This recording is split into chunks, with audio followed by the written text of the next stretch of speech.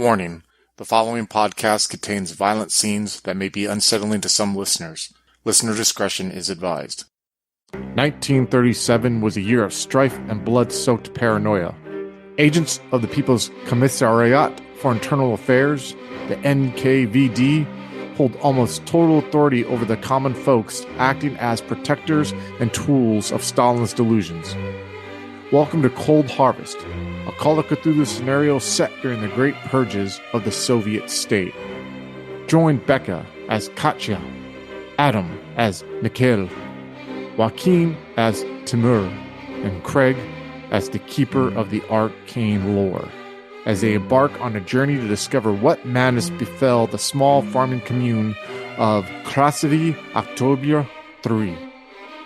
If you'd like to reach us, you can find us on Twitter at twin_cities_VTM or on Facebook at Twin Cities by Night. We hope you enjoy, comrade. Welcome everyone, my name is Craig, and today we are going to be playing Cold Harvest. It's a Call of Cthulhu supplement for 7th edition Call of Cthulhu, and joining me today we have Becca playing Katja, Joaquin playing Tumor, and Mitch playing Mikhail. Our story begins in October of 1937 in a small Soviet outpost in a place called Kubyshav, and I'm going to apologize right now for any Russian-speaking people out there, because we're probably going to butcher everything as we go along. The three of you are gathered together in a meeting room with one other person. You know him as Captain Grigory Pavlovich Agagin. Captain Agagin has been your superior officer for many investigations and missions, and he has called the three of you into the office, and he stands at a desk, and there's a half bottle of vodka on the desk and a picture of Stalin on the wall behind him. He says to you, "Welcome, agents. There has been a village named Sokov Kravinsky October 3, and we need for you to do investigations. You see, there's been much rumors of anti-Soviet activity there, and we cannot stand for this. The party will not stand for this. Also, their production of flax has dropped to an all-time low after being record high just last year. We suspect sabotage and nepotism amongst the villagers. It is your job to go there and investigate what is going on here." And to Tumor, he slides a couple pieces of paper. Thank you. I can see sabotage by Pyotr Mikhailovich Abramov. We have received a letter from one of the villagers, Galena Smolovinskaya, who has, with her own eyes, seen that the Abramovs have been incredibly lazy and possibly anti-Soviet, if you will. Have the Abramovs caused us any problems in the past? That is for you to decide and for you to figure out. Yes, comrade. Actually, could I bother one of you to read them out loud? Or, sorry, the orders in the letter. All right, I'll read. Here's the official letter. Evidence provided by Zelena Petrova Smolenskaya have been entered into the fact as proof of sabotage by Pyotr Mikhailovich Abramov and his family against Sokov Krasinski October 3. It has been decided under NKVD Order Number 00447 that the Abramov family, consisting of the following members: Pyotr Mikhailovich Abramov, male, age 39, birthplace Kiev, Ukraine, SSR; Dmitry Petrovich Abramov, female, age 37, and Ekaterina Barovna Abramov, male, age 8, are to be deported via rail to labor camp Vorkuta for a time no less than 1 year and no more than 3 years. The Abramov has been convicted of the following crimes: sabotage of state-owned equipment, treason against the state. Officers of the NKVD, accompanied by members of the militia, are ordered to proceed to Sokol Kravinsky October 3 and detain the Abramovs and transport them to the railway line for pickup on October 18th, 1937.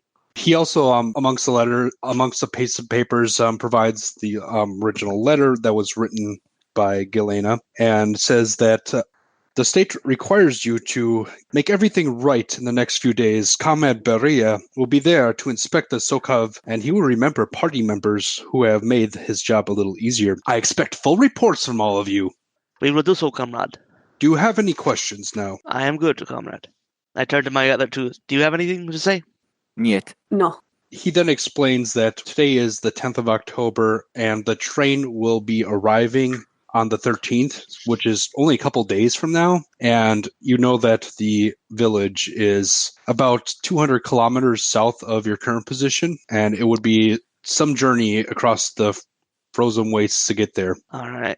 Will we have transport provided for us, or shall we have to seek it out ourselves, comrade? Well, I have requisitioned something for you. It is an older model Gaz AA truck. It should suit your needs quite well. You notice out the window there's appears to be a small motor pool with a handful of trucks in there. All because you've used equipment like this in the past, you recognize one. It looks like you could fit 3 people up front and maybe 10 in the back of like a canvas covered area. It's painted it's hard to tell if it's like mud or if it's been painted like mud, but it seems to embody the current regime's aesthetics as it comes to its vehicles. Thank you, comrade. We will make good use of it. See you that you do, and see that everything returns in one piece. The prisoners should be deported by train when Comrade Beria arrives. However, if you find any other instances of anti-Soviet activity, feel free to use your powers, and I'll sign off on the papers later. All right. We will do so. So he then pushes the rest of the pile, which contains your orders, the letter, and the settlement record to you, and bids you to depart with due haste. We will, comrade. All right. Does anyone have any other questions or anything to say to your superior officer before taking off? Nope, just a proper salute. No. All right. The 3 of you leave the room and walk down a long hallway while heading out to your vehicle. All right. So scenes on you guys. I always wanted to say that. And so quietly, Tumor will just sigh and go, "Oh, we purging through the wilderness." Okay. All right. So we will have to make some haste if it is a long journey, and we only have a little over a week to arrive at our destination before the rail gets there. Quite less than a week, actually. It's the 10th, and the train's going to be there on the 13th. Ah.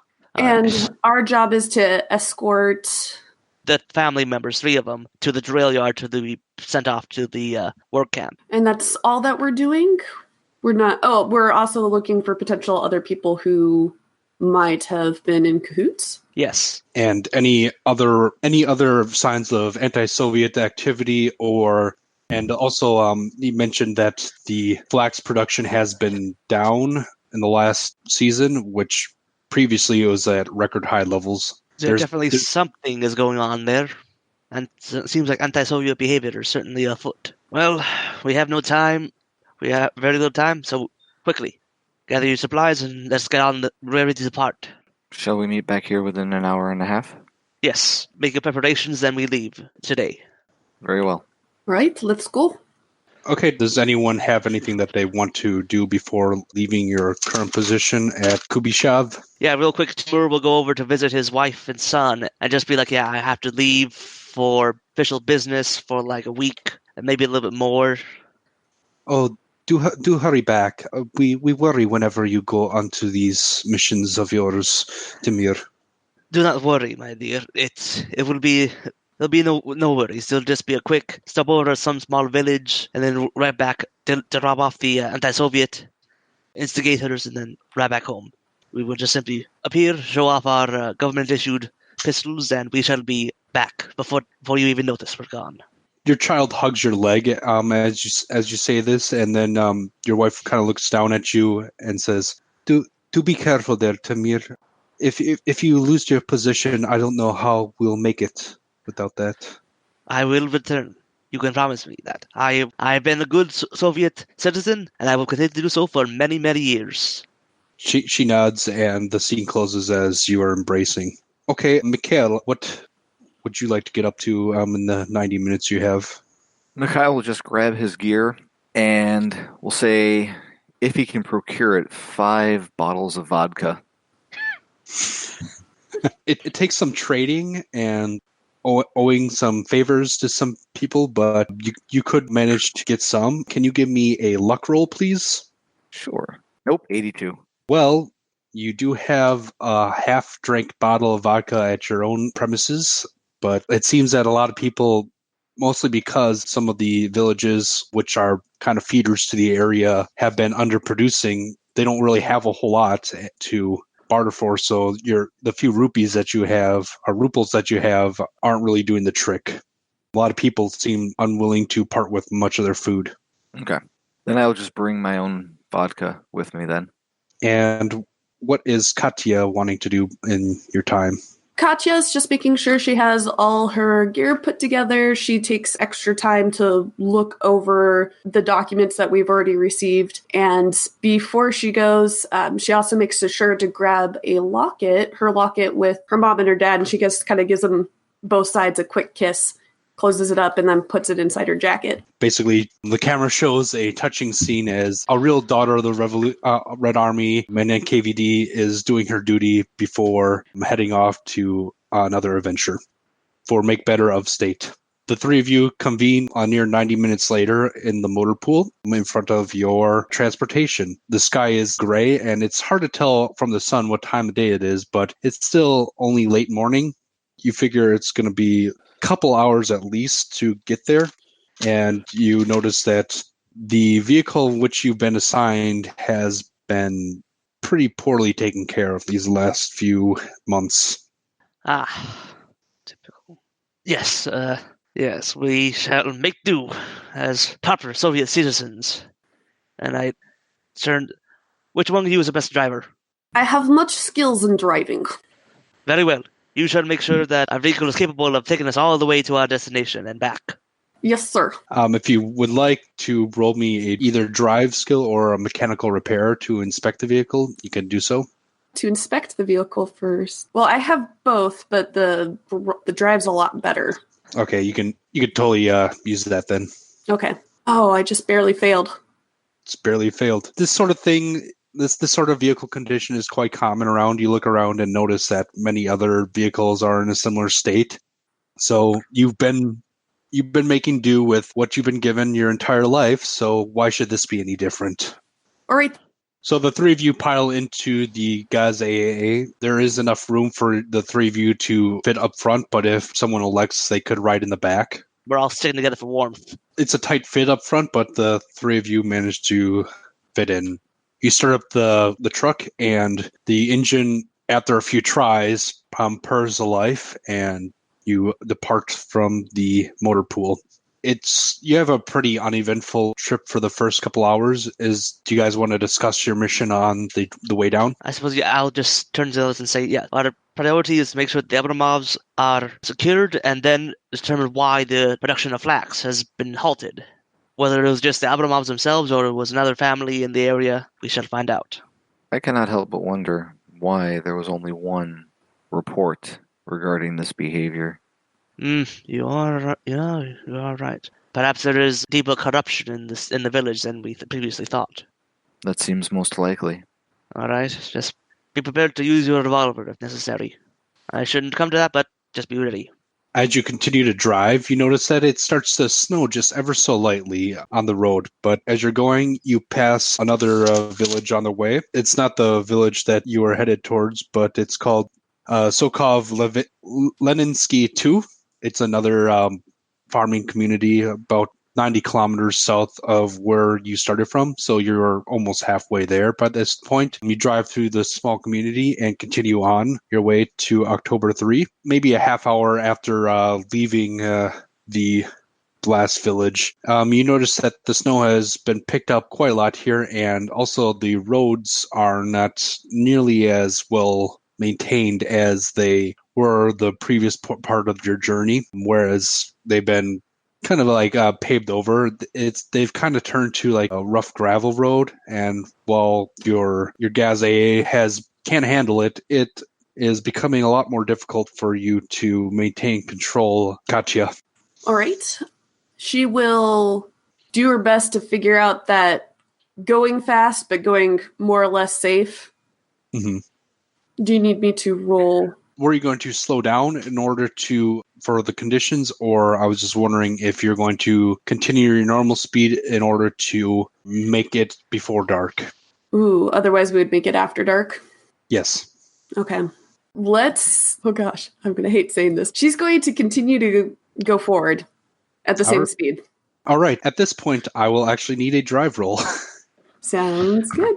I did succeed. Your truck starts to ascend a big hill, and then you start going down it, and it's quite slippery, but somehow you manage to keep from going off the road. However, like, it's kind of bumpy, as like this part is really potholed, and you continue on your way. You come around to a bridge some point later on, and you could tell that the bridge is really old, made of stone, and you kind of stop before it because it's one of those bridges that looks like you could barely fit the truck through.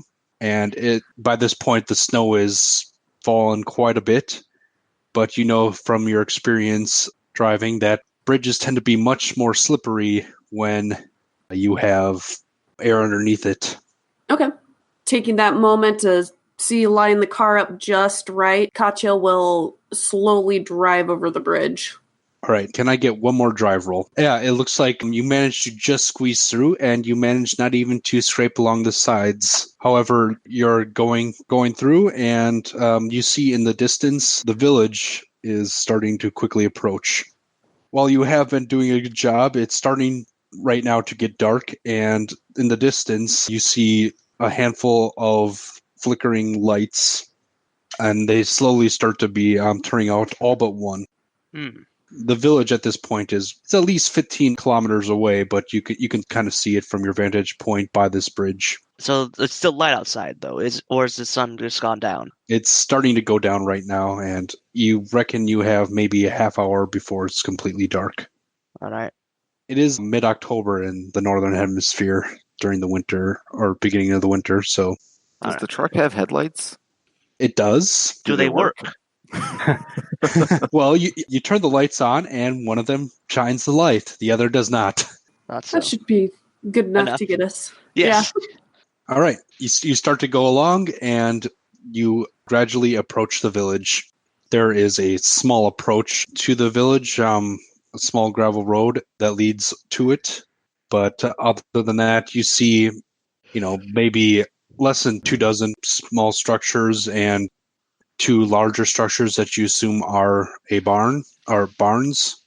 So as you approach, the headlight of your truck illuminates a tractor on its side in front of the barn, and the barn's doors are wide open, and livestock are freely wandering into and out of the structure. You also notice that one of the barns has no roof. Looks like it had collapsed.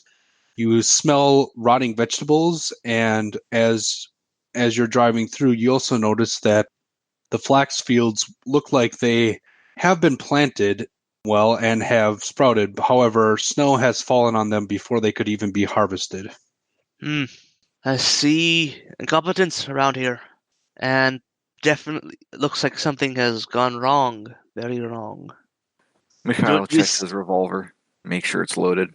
Yeah, I'll do the same with my pistol. And do we see anyone out walking around?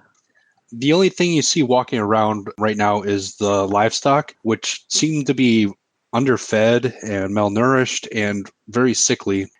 In your opinion, they probably won't last the winter. Pity.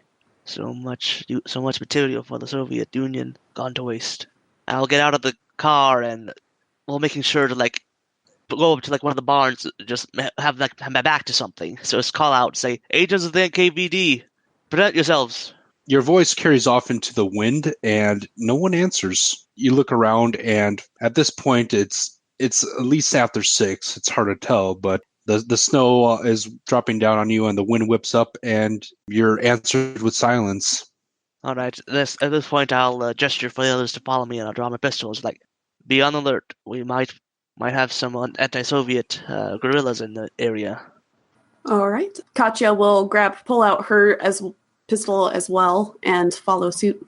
And so I'm gonna the gesture lead them to the nearest one of the smaller houses I see, and knock on the door. Are you knocking on? So you're looking around. There's a lot of small houses, and you notice that there's one of the houses that actually appears to have a light on. I'll go over to that door. Over the one that has the light on, and I'll knock on the door. As you approach, this house, unlike a lot of the others, appears to have at least have a walkway shoveled up to it, whereas a lot of the others, the snow is just trampled down a little bit. And you hear a phonograph playing inside, and you can smell the cackling of a stove fire. I'll knock on the door. NKVD agents, open up. No one answers. Gesture for Mikhail. Break it down. Mikhail will try the doorknob. Is the door locked? The door is not locked. Mikhail will open the door. You open the door, and you see a small living area. It's clean. It's tidy. The phonograph is playing in the corner. You see a fire lit. You see a nice table with what appears to be a small meager meal on it. And you can hear footsteps above you, someone walking around. I'll gesture for the other two to check out upstairs. All right, Katja will start to head upstairs, slowly creeping along. And as she gets to the base of the stairs, she'll call out again, NKVD, please come down. As you're ascending the stairs, almost out of nowhere, because there's no lights up there appears to be a small man in his mid-40s holding a bottle of vodka. He has a beard and a scarf around his neck, and he's like, comrades! He seems incredibly surprised to see you and says, what were you doing here? I failed to hear your beckoning. Please, allow me to, and then he indicates the bottle. Upon seeing this, she scowls at him and puts her gun away. Yes. I mean you no harm. I am Boris Gepon. I am sort of the official here. This is my village. Although, yes, please come down. And he indicates downstairs into the meagerly lit living area. Do you know why we're here? At this point, the two of you have walked down, and there's two more of you. The two other of you can see this small man with the beard and the kerchief around his neck, holding a bottle. Yeah, as he ascends, he says, there are more of you. Very good. I don't know. Were you here to investigate the murder? What murder? Well, it just happened this very morning, but our dear Galena was murdered. Comrade, your papers, please. Oh, right. If you excuse me but a moment, and he indicates upstairs. I will accompany you. Okay. Very well. And he makes his way up the stairs, and he's a bit awkwardly looking backwards when you're following him, but he leads you to... I'll get my hand on my revolver. Yeah. He leads you to a small room with a small bed on it, and there's like a small...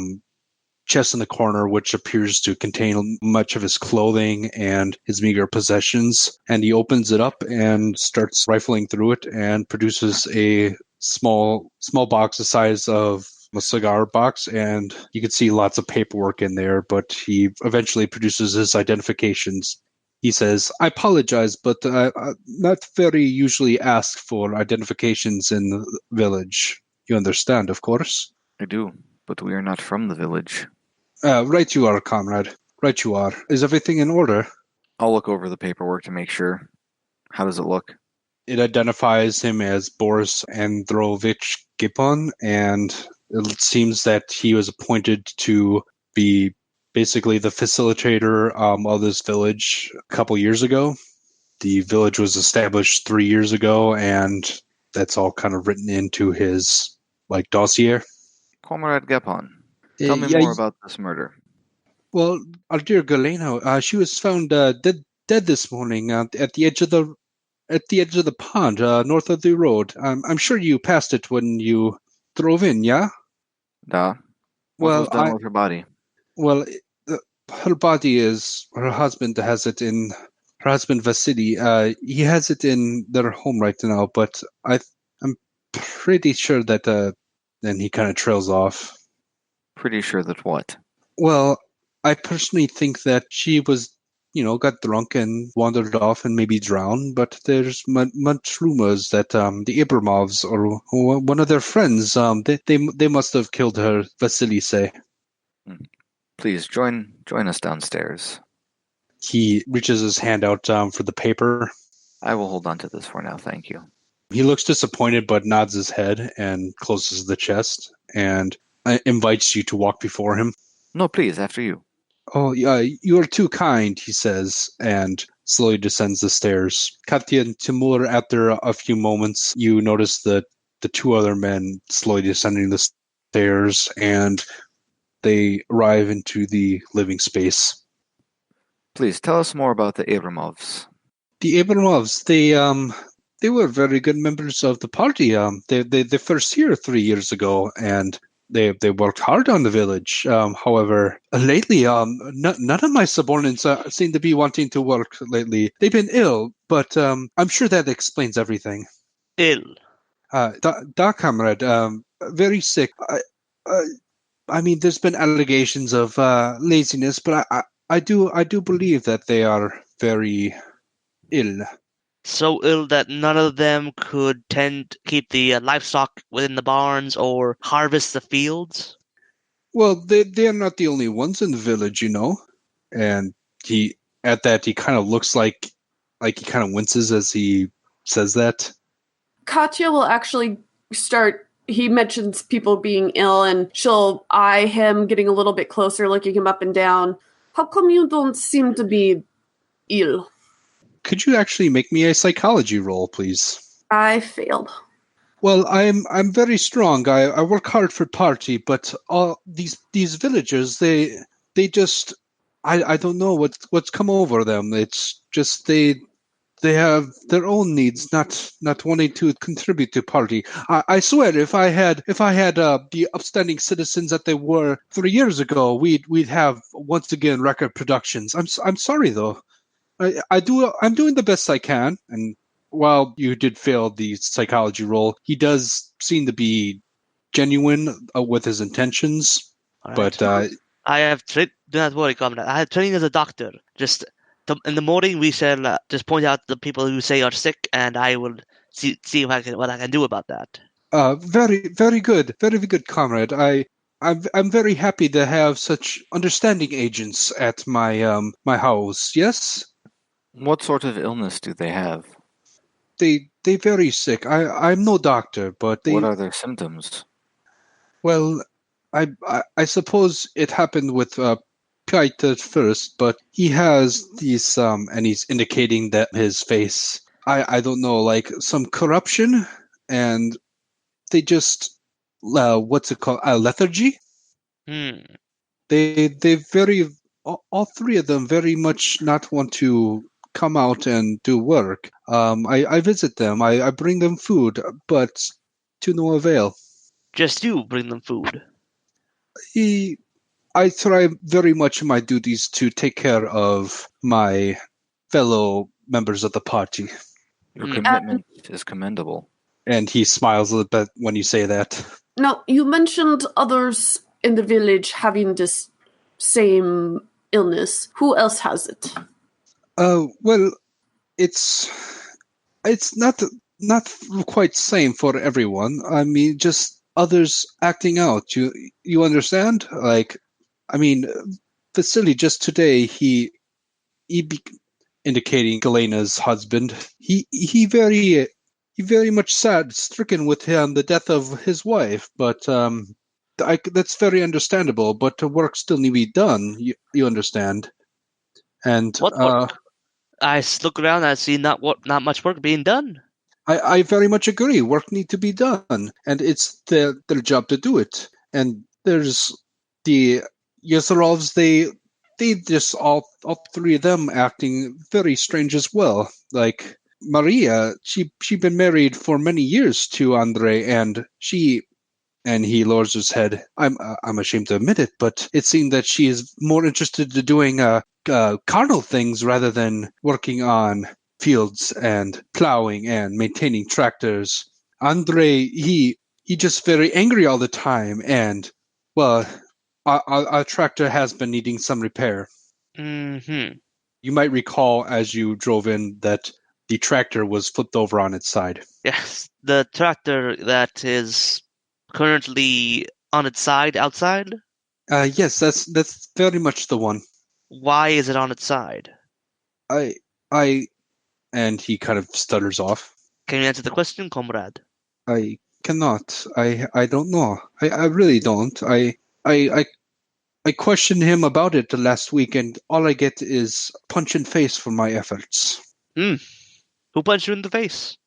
Andrei Yezarov. He's been very angry lately, and all he wants to do is drink. And you see what kind of position I'm in. Mm-hmm. Can you point out his house to us? He says, "Well, I have map just upstairs. If you allow me to go retrieve it, I can point out much easier. Yeah." I will assist you. Oh, very good, comrade. If you just follow me.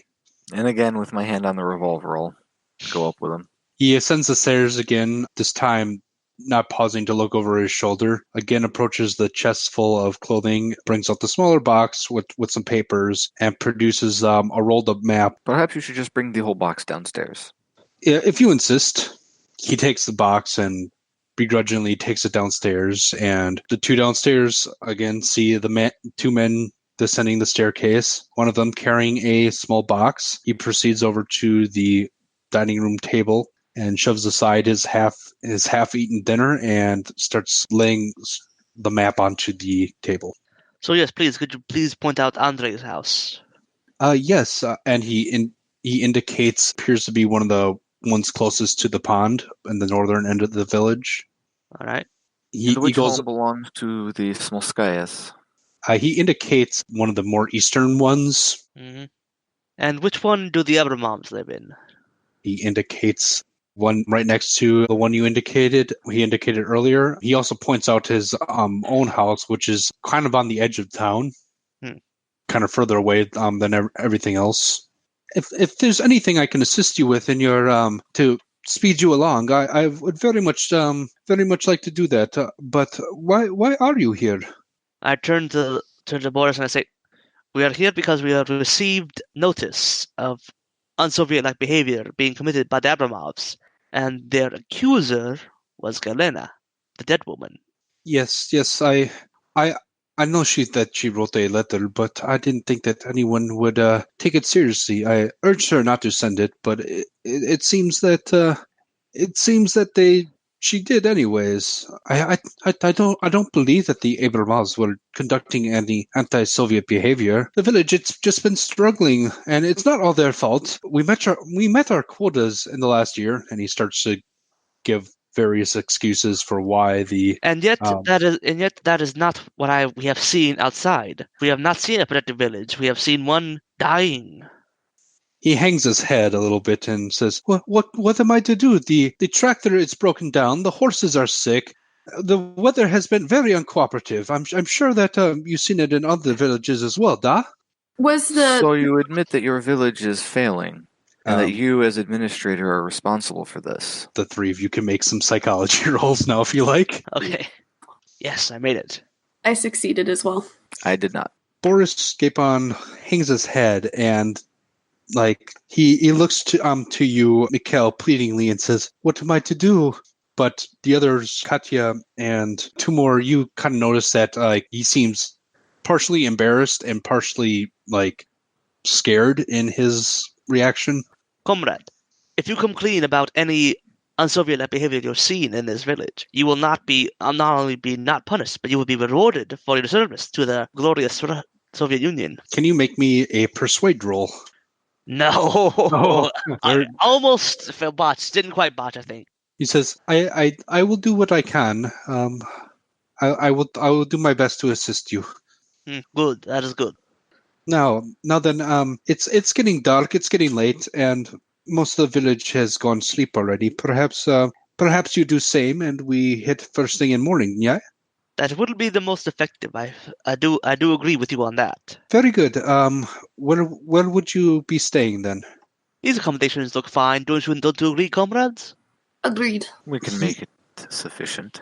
He looks horrified that you're going to be staying in his house, but he looks at you, Tumor, and says, "Oh, of course, comrade. I make special preparations for you. Which of you is how you say in charge?" We are all equal, comrade. Do not. Oh! In that case, I must insist that the lady take out the bed, and the three of us men can make accommodations down here and try to make ourselves comfortable. Is agreeable? Yeah. That sounds agreeable, comrade. And so as we all get ready for bed, I sort of like lean into Mikhail and said, "Keep watch. Wake me up in the middle of the night, and I'll take watch after that." Very good, comrade. All right. So the four of you now prepare accommodations in the small house, and he is quick to like shove anything like personal out of the way, and he attempts to sneak bites of his dinner before you guys get too much settled in. Oh, hello again, folks. I'd like to tell you about the Facebook group we run called White Wolf and Onyx Path RPGs, Gameplay and Media. Have you ever wished you could have an easy way to find gameplay videos and podcasts, or just media in general that deals with your favorite White Wolf role-playing games? Or have you ever wished you could find a forum to share gameplay that you have recorded? One that won't be drowned out by random posts and discussions, so that your media could get the attention you deserve. The group is specifically run with the sole intent of it being a one-stop shop for people to view or share media involving the games we all love. We take thorough steps to ensure the page does not become cluttered and is easy to traverse. The group is already immense and continuing to rapidly grow, with new media being shared every day. Stop on by. We hope to see you there.